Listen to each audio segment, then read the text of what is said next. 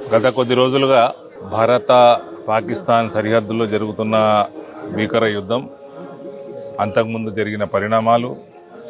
టెర్రరిస్టుల పహల్గాం దాడి, అందులో భారతీయులు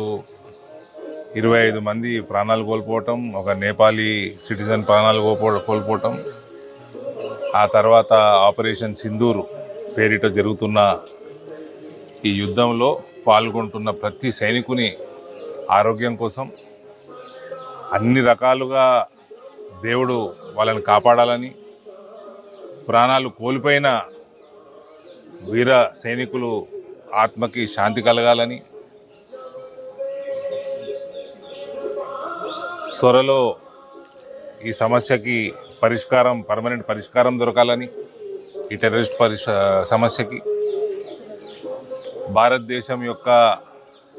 రానున్న కాలంలో పురోగతికి, అందరి మంచి భవిష్యత్తుకి, భారతీయుల భవిష్యత్తుకి ఇవాళ మనం సైతం దేశం కోసం అన్న కార్యక్రమంలో పాల్గొనడం జరిగింది. సారంగపూర్ హనుమాన్ మందిర్కి రావడం,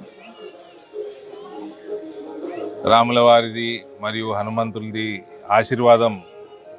అందరి కోసం ఇవాళ తీసుకోవడం జరిగింది, వాళ్ళ ప్రార్థన చేయడం జరిగింది.